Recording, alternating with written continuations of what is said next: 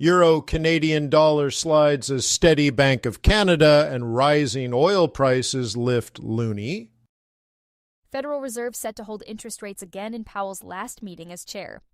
No one understands just how big the AI capex boom is. Some perspective. European stocks close broadly, lower ahead of central banks' policy announcements. Dollar ticks up on caution ahead of Fed, safe haven demand amid U.S.-Iran deadlock. Crude oil extends to a new high rate above $107 to a new high of $107.63. Kiwi dollar US. Dollar trades to a new session low and tests 200 bar MA on the 4-hour chart. U.S. oil stocks plummet. Country becomes net crude exporter on weekly basis for first time, EIA says.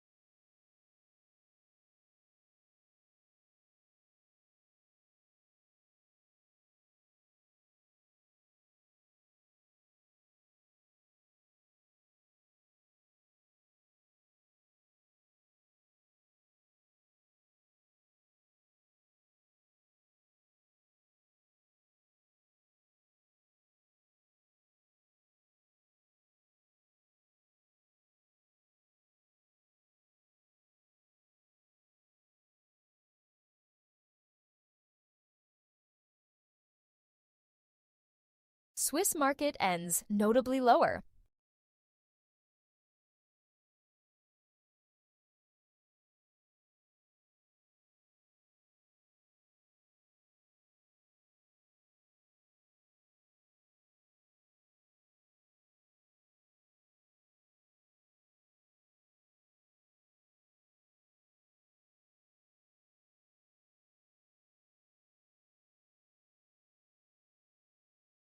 Gold tumbles as oil surge lifts yields. U.S. dollar ahead of the Fed.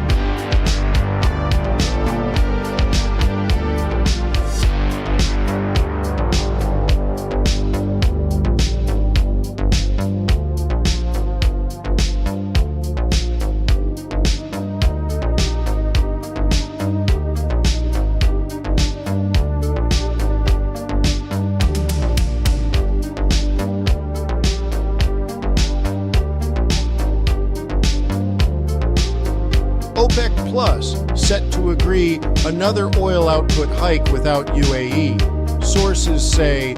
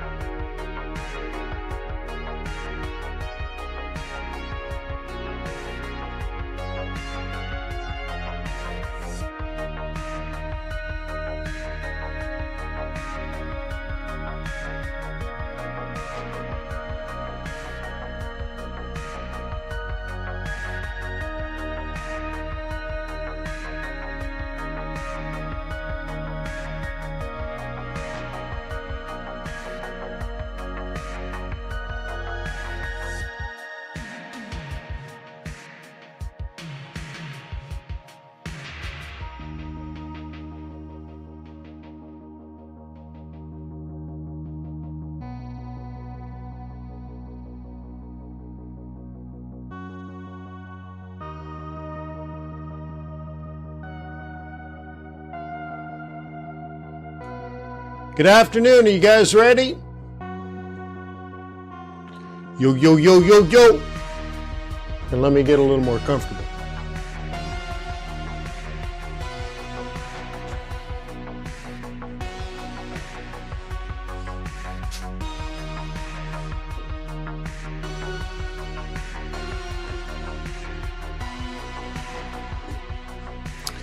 All right, we're 3 minutes away.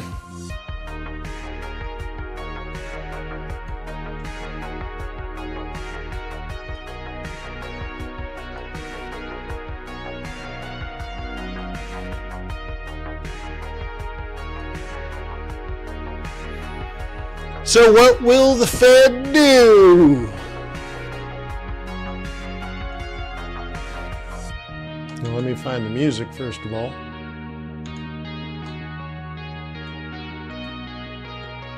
Boop. All right. So we got the 2 minutes Dollar and 30 ticks seconds. up on caution ahead of Fed. Safe haven demand amid U.S.-Iran deadlock.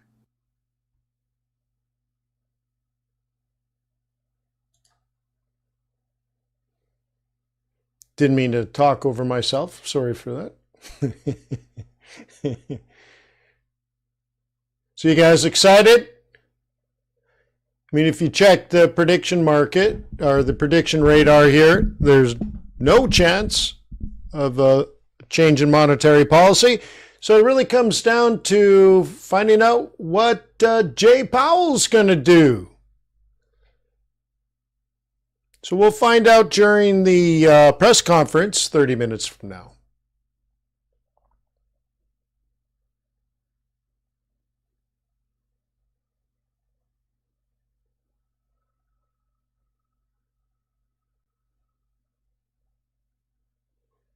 "90 seconds to go.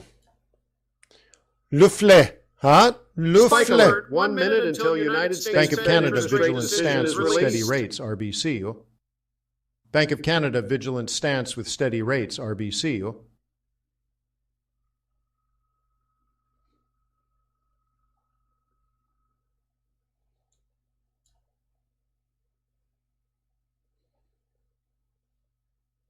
"60 seconds.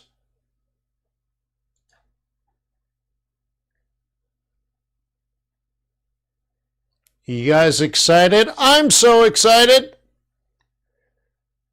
Dollar strong, Kiwi weak.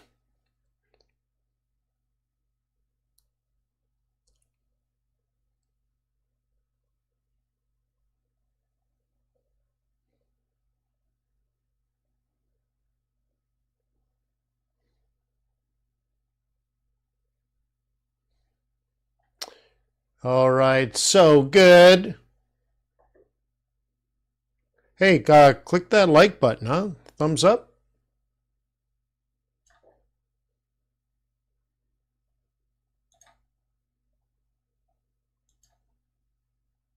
Inflation is a choice, and I wonder how the current Fed chair might respond to a question on that later on. Well, are you saying we choose the inflation to be high? Or are you saying we're choosing which metric to look at to decide about inflation? Because those are two different things.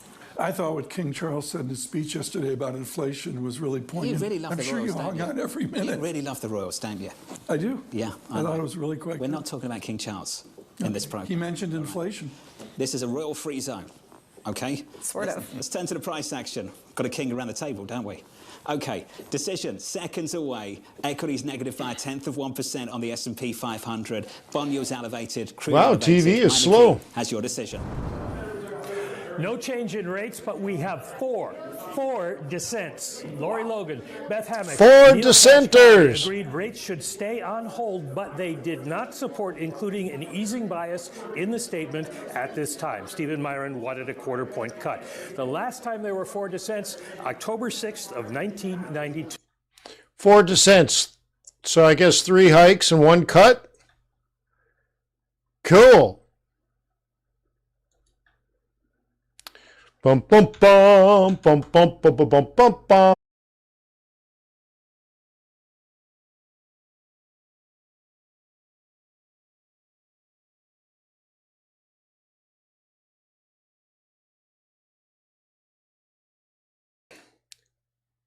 Ni hao. All right, refresh. My power is back on.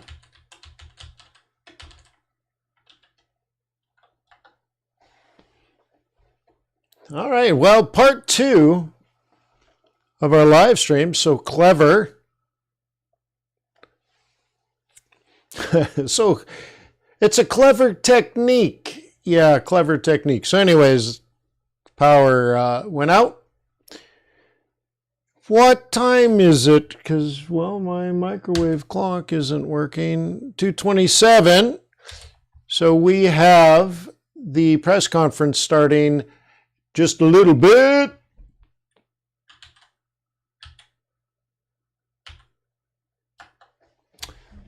Let me log in. Oops, that's the wrong one.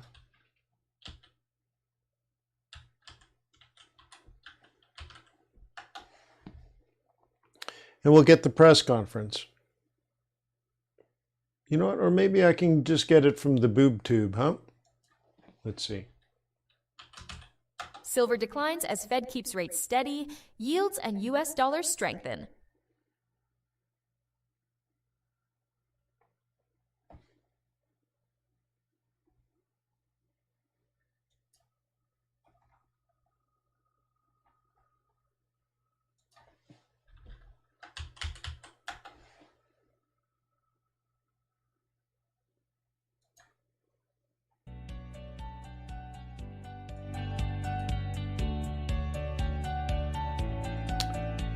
All right.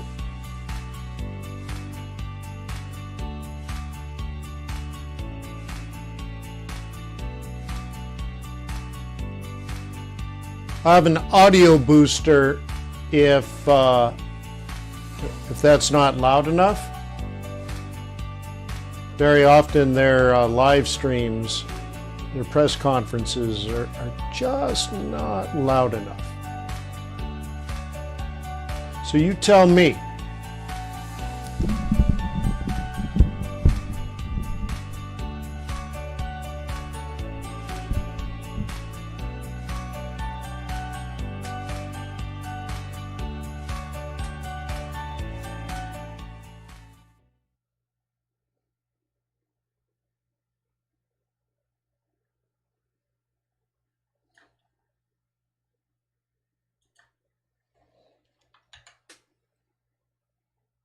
I guess you can be late on your last day, huh?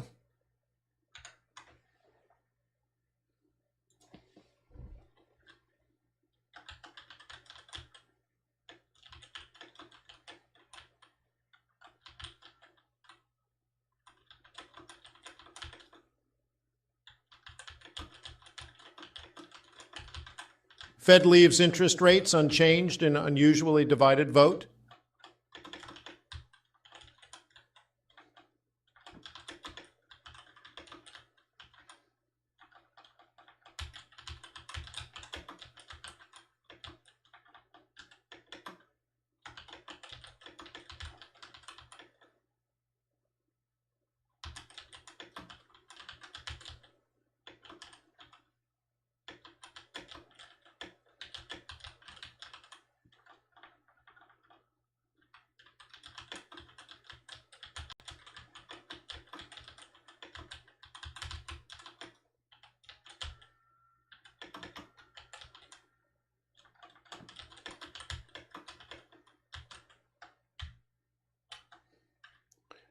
Seriously, I've never seen him late like that. There he is. You're fired! So long, JPOW, and thanks for all the memes. That's funny. So long, J Powell. Good afternoon.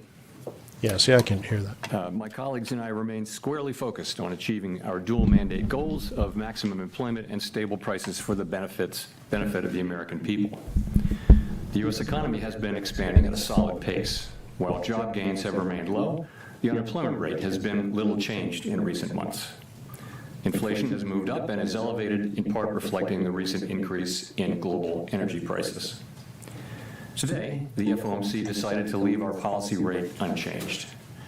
We see the current stance of monetary policy as appropriate to promote progress toward our maximum employment and 2% inflation goals. Developments in the Middle East are contributing to a high level of uncertainty about the economic outlook, and we will remain attentive to risks to both sides of our dual mandate. I'll have more to say about monetary policy after briefly reviewing economic developments. Recent indicators suggest that economic activity has been expanding at a solid pace. Consumer spending has been resilient, and business fixed investment has continued to expand at a brisk pace. In contrast, activity in the housing sector has remained weak. In the labor market, the unemployment rate was 4.3% in March and has changed little in recent months. Job gains have remained low. A good part of the slowing in the pace of the job growth over the past year reflects a decline in the growth of the labor force due to lower immigration and labor force participation, though labor demand has clearly softened as well. Other indicators, including job openings, layoffs, hiring, and nominal wage growth, generally show little change in recent months. Inflation has moved up recently and is elevated relative to our 2% longer-run goal. Estimates based on the Consumer Price Index and other data indicate that total PCE prices rose 3.5% over the 12 months ending in March, boosted by the significant rise in global oil prices that has resulted from the conflict in the Middle East. Excluding the volatile food and energy categories, core PCE prices rose 3.2% over the 12 months ending in March. This relatively high rate largely reflects the effects of tariffs on prices in the Can you guys hear that okay? Near-term measures of inflation expectations have risen this year, likely because of the substantial rise in oil prices. Most measures of longer-term expectations remain consistent with our 2% inflation goal. Our monetary policy actions are guided by I can try boosting it. maximum employment and stable prices for the American people. At today's meeting, the committee decided to maintain the target range for the federal funds rate at 3.5 to 3.75%. The economic outlook remains highly uncertain, and the conflict in the Middle East has added to this uncertainty. In the near term, higher energy prices will push up overall inflation. Beyond that, the scope and duration of potential effects on the economy remain unclear, as does the future course of the conflict itself. We will continue to monitor the risks to both sides of our dual mandate. We are well positioned to determine the extent and timing of additional adjustments to our policy rate based on the incoming data, the evolving outlook, and the balance of risks. Monetary policy is not on a preset course, and we will make our decisions on a meeting-by-meeting basis. This is my last press conference as chair, and I will close with a few thoughts. First, I want to congratulate Kevin Warsh on his advancement out of the Senate Banking Committee this morning. This is an important step forward, and I wish him well as that process continues. Powell. The Labor Federal demand Reserve has exists softened for clearly. one fundamental purpose: to foster the economic conditions in which American families and businesses can thrive. Stable prices, a strong job market, and a financial system they can depend on. Every decision we make, whether about interest rates or regulatory and supervisory matters or other issues, is made in service of that purpose. Our decisions reflect the collective judgment of the Board of Governors and the Federal Open Market Committee, colleagues who demonstrate analytical rigor, principled judgment, and a genuine commitment to the public interest. Our collaborative and deliberative process has long reflected a shared commitment to finding common ground in service to our mission. This institution is resilient, capable, and staffed by professionals of extraordinary talent and exceptional dedication. It has been a privilege to serve alongside so many great public servants at the Board of Governors and around the Federal Reserve System. The Fed's work is only as effective as the public's understanding of it, and you, the press, are essential to keeping the public informed about what we do and why. The people we serve benefit from your careful reporting. I welcomed the announcement last Friday by the U.S. Attorney for the District of Columbia that she had closed the criminal investigation. She also noted, however, that she would not hesitate to restart the investigation. Over the weekend, He's going to stay. assurances that they will not reopen the investigation unless there's a criminal referral from the Fed's Inspector General. And, absent such a referral, if they do appeal the recent court decision, they would not seek, as part of that appeal, to restart the investigation or send new subpoenas. I've said that I will not leave the board until this investigation is well and truly over, with transparency and finality. He's going to stay. I'm encouraged by recent developments, and I'm watching the remaining steps U.S. President Trump of this process talked about carefully. Ukraine, Iran with Putin. My decisions on these matters will continue to be guided entirely by what I believe is in the best interest of the institution and the people we serve. After my term as chair ends on May 15, I will continue to serve as a governor for a period of time to be determined. That's never happened before. File as a governor. There is only ever one chair of the Federal Reserve Board. When Kevin Warsh is confirmed and sworn in, he will be that chair. Once sworn in as board chair, his new colleagues will elect him to chair the FOMC as well. As I regularly point out from this podium, our success in delivering our goals— That's a matters big deal. to all Americans. I'm confident that the Fed will continue to do its work with objectivity, integrity, and a deep commitment to serve the American people. Thank you, and I look forward to your questions.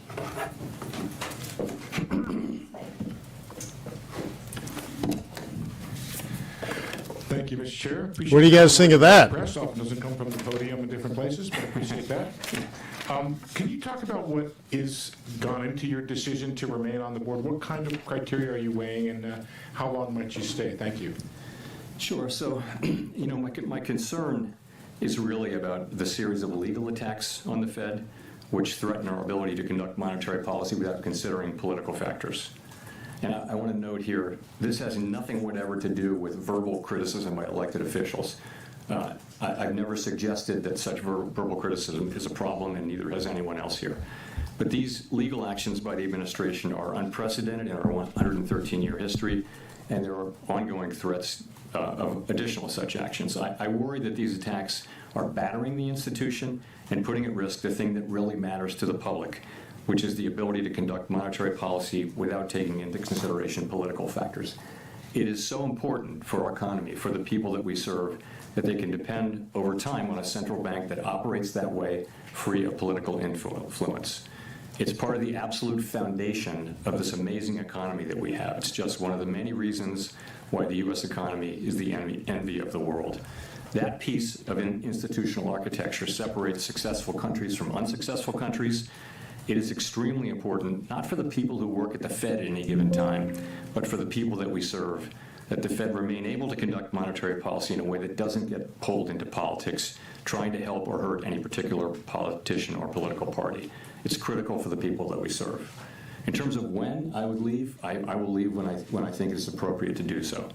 Was that all your questions, or was there? Well, I just have a follow-up, which is, what would you say to the criticism that by remaining on the board, you're actually taking a political act and denying President Trump the majority of the board, which as president he would have if you left? I don't see that at all. And as I mentioned, I'm literally staying because of the actions that have been taken. I had long planned to be retiring, and the things that have happened in the last 3 months have I think, left me no choice but to stay until I see them through at least that long. In addition, I don't see how this will interfere. My intention is not to interfere. I was a governor for almost 6 years, and the tradition is at the Fed that governors who understand how difficult the role of chair is, and as a soon-to-be former chair, I do understand how hard it is to get consensus with 19 strong-minded people. You work with the chair. You try to be heard, but also collaborate with the chair and try to support the chair when you can. When you can't, you can't. And I think that's the attitude that people generally take, and that's the attitude that I'll take. Nick. Fed's Powell. I will stay on after May 15th. Chair Powell, if I could ask about the inflation outlook. In March, you described the standard practice of looking through energy shocks as conditional on inflation expectations staying anchored. Since that meeting, there has been very little progress reopening key energy trade corridors. Can you help us understand how the inflation outlook has changed in the intermeeting period, beginning with the prospects for tariff pass-through resolving on the timeline that you had outlined in March, before getting to the energy shock that is now on top? So, I would look at it this way. For a long time, we've been working on the hypothesis, really, that tariffs would lead to a one-time price increase, and that would go away over time. In other words, that there would be no further change, so measured inflation wouldn't reflect that higher level going up more and more. Trump administration rejects women picked for soybean board, appoints men in the instead. next 2 quarters. So we'll be watching very carefully to see that what we've thought all along would happen. That's the kind of critical part of the forecast. We need to really see that.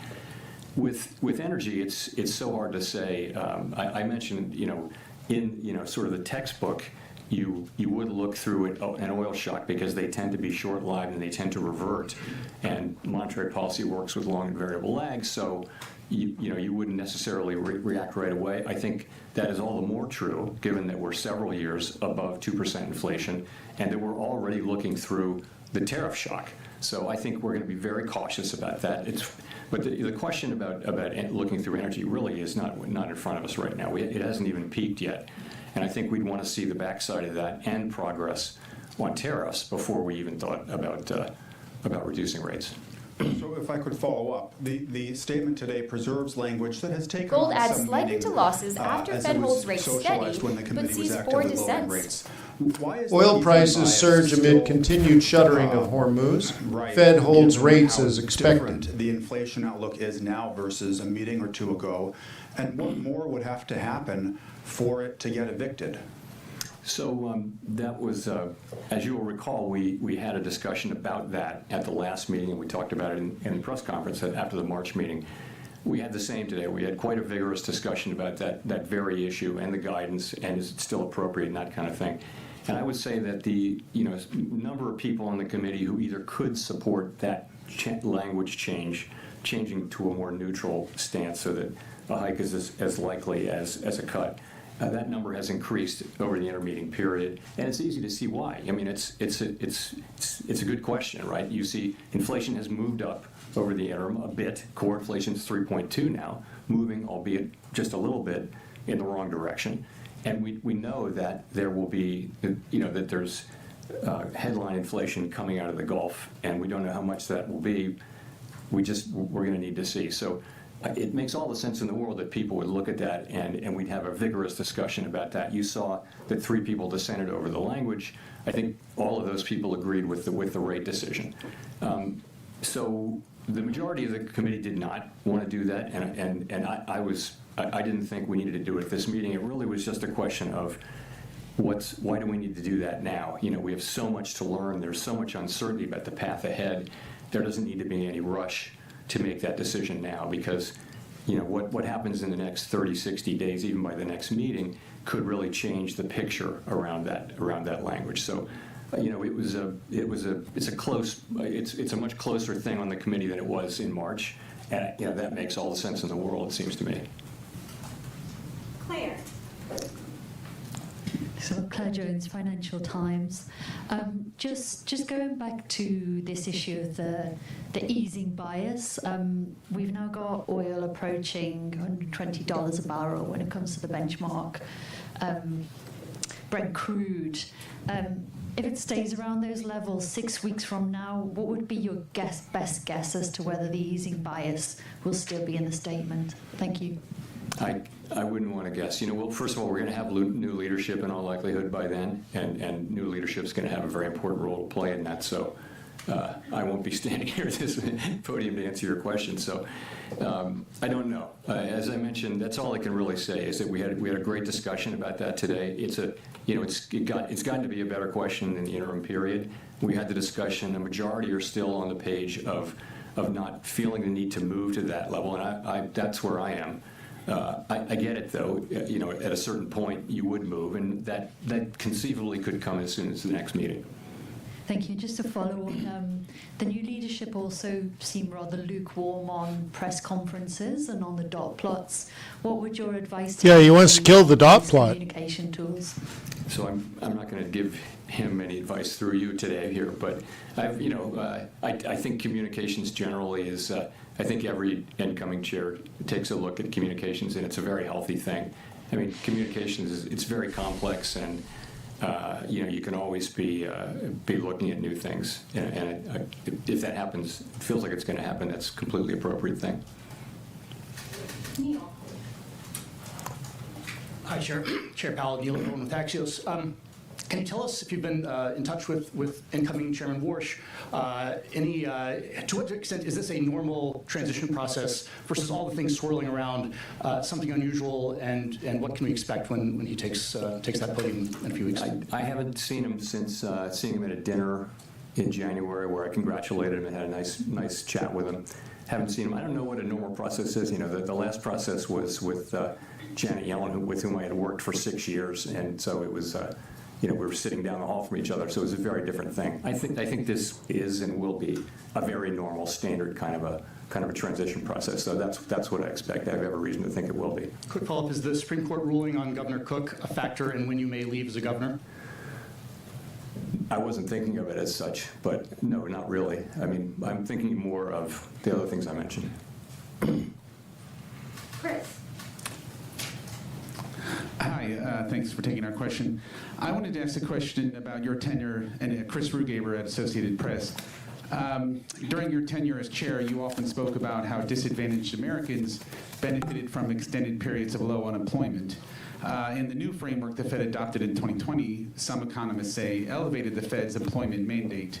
Are you worried that the pandemic inflation spike that followed will make future Fed chairs more reluctant to pursue a hot jobs market, and should they be? I don't know the answer to that. I mean, what we experienced in the teens, the mid-teens, was really low levels of unemployment for a long period of time and no reaction from inflation. And we all very much took notice of that. We also noticed that the biggest wage gains were going to people at the bottom end of the income spectrum. And we had many reports of, it felt like a fairly stable equilibrium, and a lot of benefits were flowing to people at the bottom end of the income spectrum, including companies were, setting up in people who were confined and like training them before they got out, and it was a very healthy sort of set of societal dynamics. So of course, I think anybody would love to get back to that.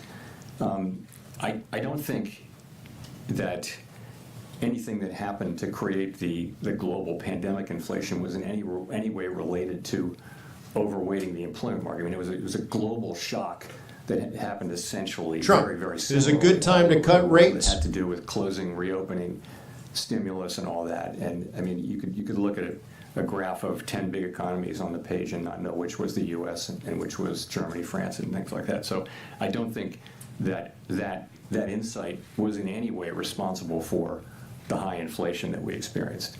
So, I mean, I think it's always been a balance. You've got to be strong on both of our dual mandates, and we for example, now we don't feel that the labor market is at all a source of inflation, so we don't need to be worrying about that. It's been a long time since we have had to worry about that. Well, actually, during the pandemic recovery, the labor market was super overheated and tight, and that's when we had to worry about it, but not now. And just on the other issue, do you need more assurance from the Justice Department before stepping down? Is that what you're waiting for, or what else? I'm waiting, for the investigation to be well and truly over with finality and transparency, and I'm waiting for that, and I will leave when I think it's appropriate to do so. Michael McKee. Michael McKee from Bloomberg Television and Radio. I'd like to ask you if you could explain a little more or characterize a little more the discussion about the two-sided view and interest rates, because there were some members of the Open Market Committee who've been suggesting that we may need to raise interest rates even absent the war because inflation was not coming down fast enough.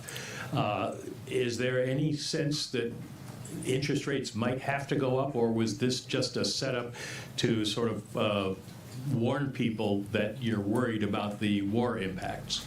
So the three dissenters and others who could have supported that, and others who were voters and non-voters who preferred it, they all supported the rate decision, right? So people are not saying we need to hike now. It's more a question of, don't we kind of feel that we should be neutral? And what are markets doing? People argue that this is consistent with markets are doing.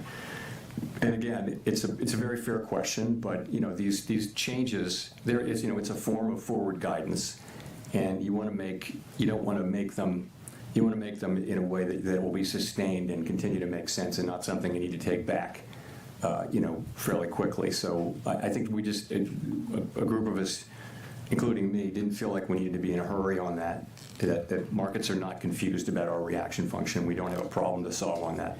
But the other side of the argument is a good argument too, as I mentioned. It's a perfectly good argument to be having, good discussion to be having. So, and it came out the way it came out. Well, you've got 3 dissents in favor of two-sided warning. You've got yourself staying on the board.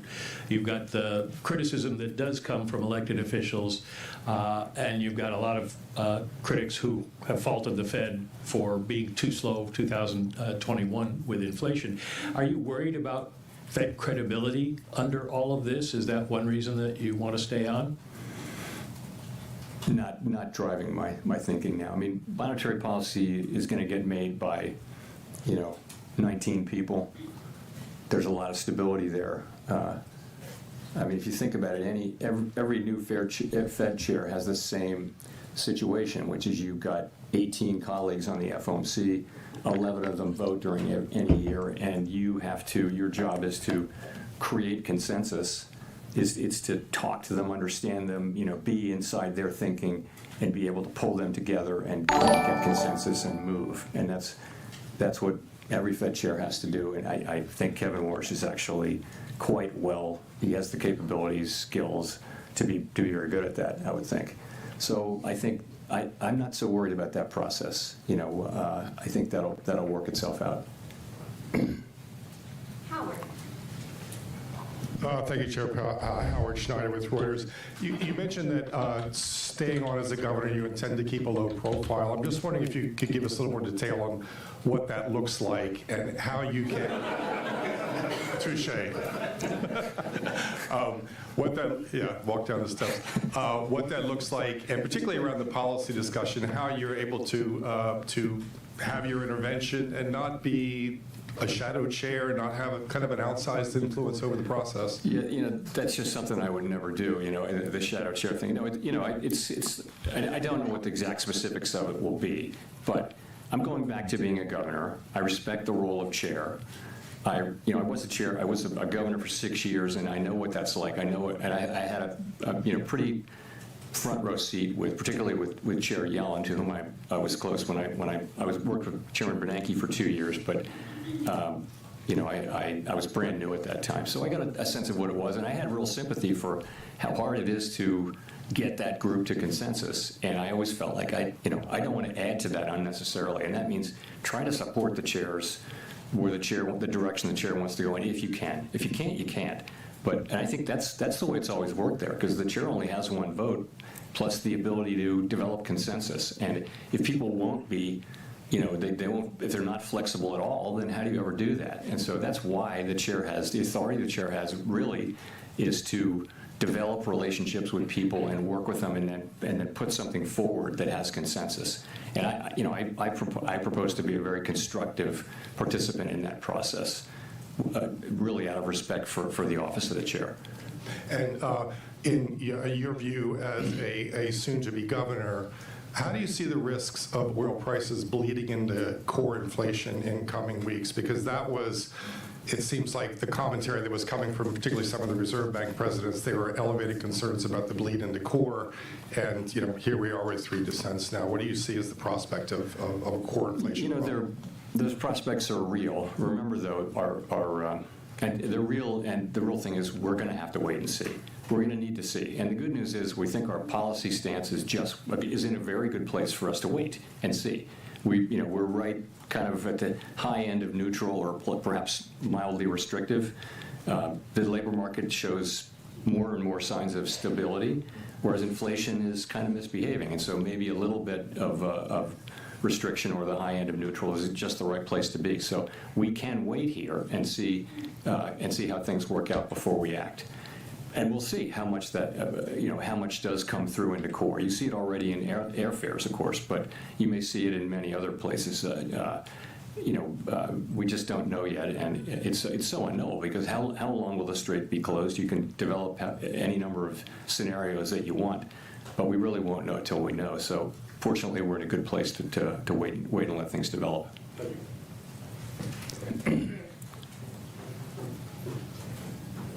Thanks, Mr. Chairman. You started holding post-meeting press conferences for every meeting as opposed to the ones with just with SEPs. Can you talk about why you see that as a net positive? So we always said when we were doing quarterly press conferences, we always said we can move at any meeting, but we only ever moved at the quarterly SEP meetings where we had the press conference. So if you think about it, during the pandemic, we were moving like a lot at every meeting and sometimes between meetings, and doing that without a press conference, I think, would have been quite challenging. It's become the industry norm. It's the standard. I don't know whether that has to remain that way. I don't know. I mean, it's just something people have become used to, and I do think it's quite helpful to, I try to deliver a message on behalf of the committee rather than 18 other people going out and delivering their message, and it's going to be all over the place because we do, thankfully, have widely disparate views. Okay, thanks. The other thing I wanted to ask about was the communications review from last year. Could you describe the debate last year, what changes were considered, what you wanted, and what prevented action, any action on those changes? So I'm not going to go into the real small specifics, but what we found very quickly was that making changes, making really large changes, for example, to the dot plot or the SEP, it didn't have. We couldn't come up with anything that had really broad support on the committee.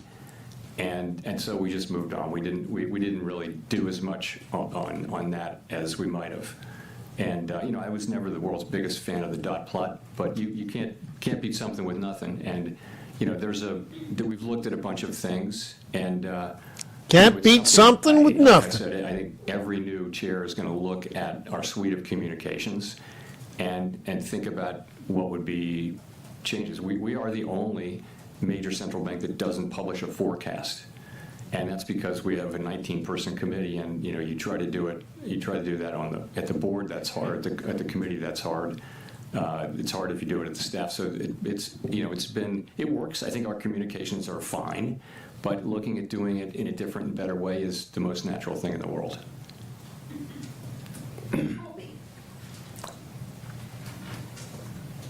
Thank you. Colby Smith with the New York Times. If I could follow up on Mike's question about hikes, are we right to assume that the hawkish outcome for the Fed is still one in which the committee just extends the pause in rate cuts? And to what extent is there a growing sense within the committee that monetary policy really isn't just restrictive at all right now? The economy is holding up relatively well despite this major energy shock. The unemployment rate has ticked lower. Inflation was moving sideways even before the war and is now moving higher. So where is the committee at on that debate? Where we're at is we think our policy rate is in a good place.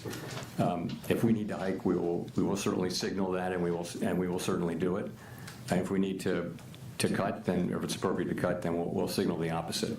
I think because we feel like we're in a good place to move in either direction. Nobody's calling for a hike right now, so it really is going to depend on how things evolve, and that's really where it is. As I mentioned, much closer question this cycle on changing the guidance, but ultimately we didn't.